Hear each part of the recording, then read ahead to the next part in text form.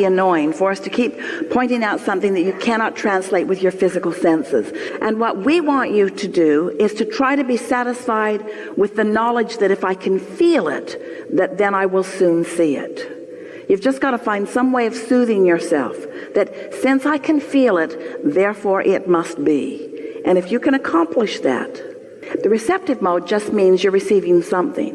So you could be in the receptive mode of what your vortex is offering up or what vulnerability offers. In other words, you're always in the receptive mode.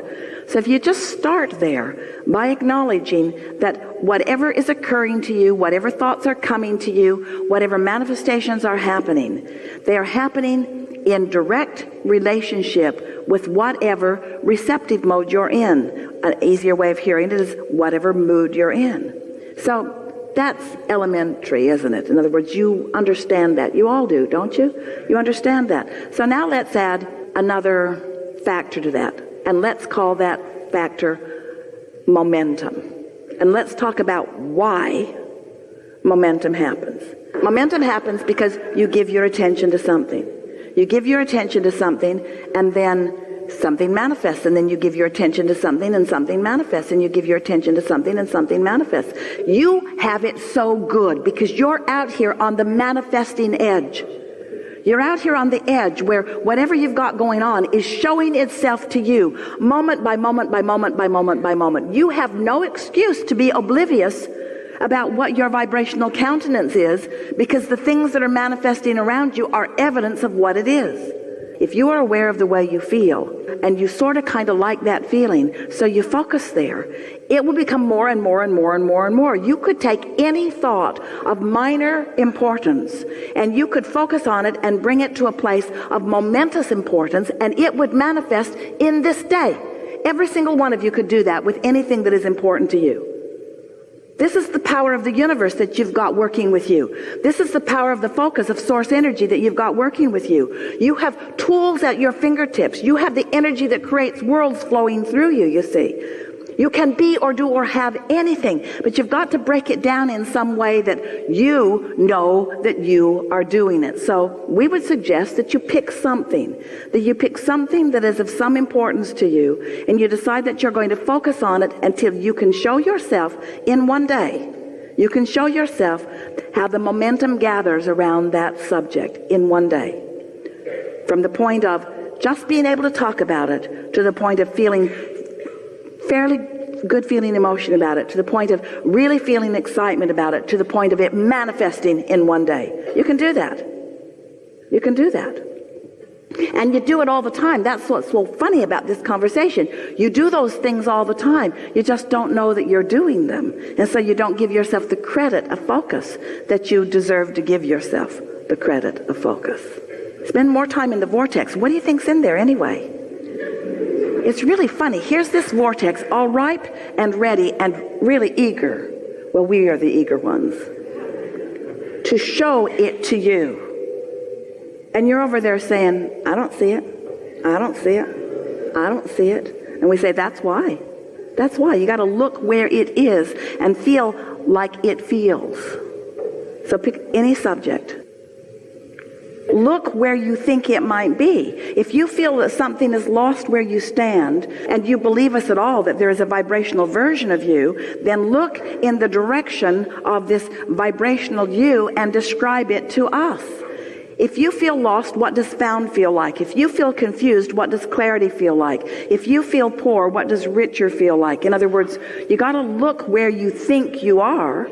So look there and describe that for just a moment and stop the other. I've been doing this. How do I get the money out of the vortex and into the bank? When does it come to me? But you see, you can't talk about why the drought is unpleasant and attract the rain.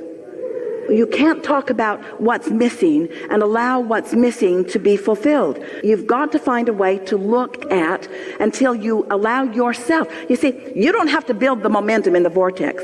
The momentum is already built. You ask, and the momentum is already gathered, and it's huge and ready for you to receive it.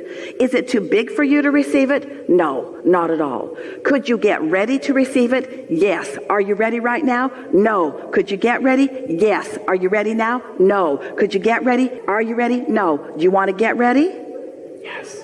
You want to get ready? So, do you believe that there is a vibrational version of things that you want? Yes. And do you think that you could find any words for them, or is it just a big, murky mess of a mist of little pieces of things that you've thrown into it? Or do you think there's anything in that you could define and see? It isn't easy to go there because you don't have the momentum, but we promise you the momentum will come fast. You see, it's easy to tell the other story because that momentum's there. It's easy to say all of those things, but it's not how it needs to be. What's in your vortex that you would like to define? We just want you to find some simple thing that's over there, like a state of clarity or any old thing. What's there that you want? What's there that's missing? What's found that you feel lost from? What's over there that isn't over here? What's over there that you want? What's over there? What's out there? What's up there? What is it that you want? What do you want that you don't have? Pick something that you feel close to. So when you say, I want cars, or I want everything, and you say, how? Just change that one question to why. Because the why will hold you in the momentum of your desire longer. The how, almost every time, will take you out of it. Whenever you ask yourself for an answer that you don't have, you lose your connection. But when you ask a question that leads you further in the momentum of your desire, it allows the momentum of the desire to go further. Did you hear that? And so? So I got that dovetails with that a little bit, as in a question about interpretation. Because I'm always focused on pre-manifestation awareness, as in what I'm thinking, what I'm feeling, so what's going to come back if I go through this route. But I'm also always interested in post-manifestation awareness. But it's nice when they jive, isn't it? Yeah. When you see something coming. Yeah. But sometimes something happens and you can interpret it as in a million ways. Like, I don't know, like I'm seeing a cat walking on the street and I think, oh shit, I must be aligned because he's looking at me and winking at me or whatever. But it can be just whatever. It doesn't have to do anything with alignment or not. Well, here's the thing.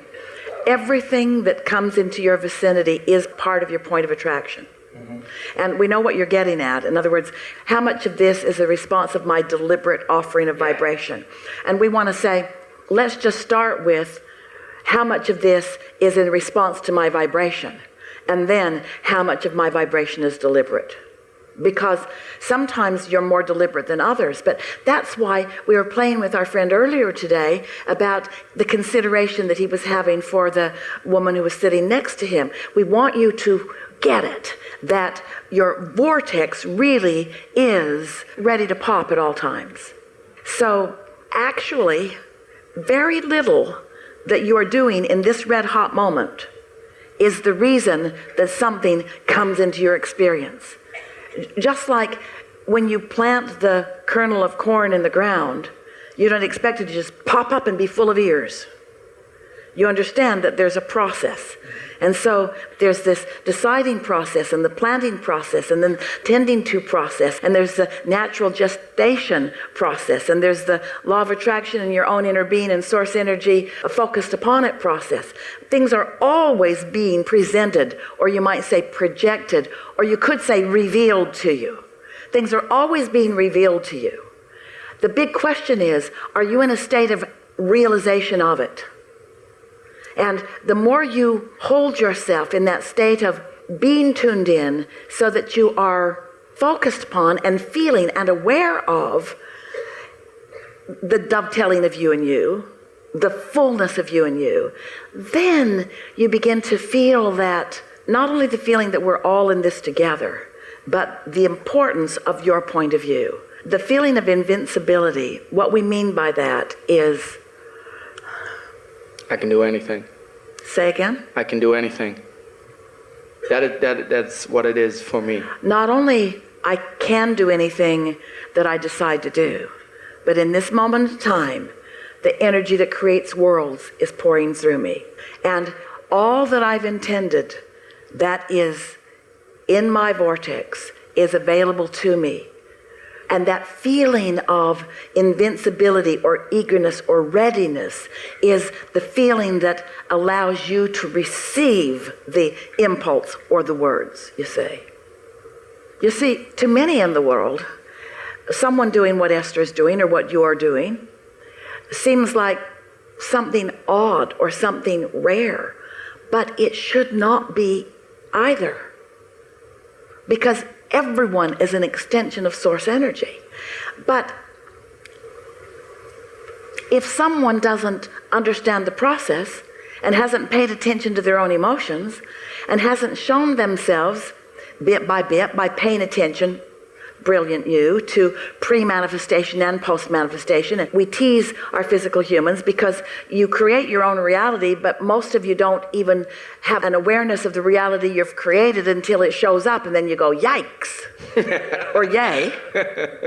But when you are deliberately contouring your emotions by deliberately choosing your thoughts, when you get some measure of control over the knee-jerk reactions, and instead of having knee-jerk reactions, you are having deliberate thoughts about things, then that feeling of invincibility or that feeling of certainty, that feeling of I know who I am, that feeling of all is right in my world, that feeling of love for everyone, that ability to look into any composite of energy, which means one single human or a family or a nation or a world, that whatever you are choosing as your object of attention, when you are in true concert with who you really are, what you find when you look is something that you love.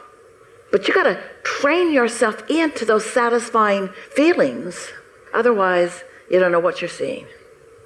And if you're in that not always, but mostly state of alignment, are you then automatically, that's step 5, right? That you're automatically choosing the interpretation of the post-manifestation as in positive?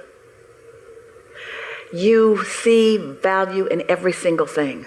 When contrast happens, even if it hits you hard for a minute, you acknowledge its value because you know what it has launched. And you understand that it's what you came for.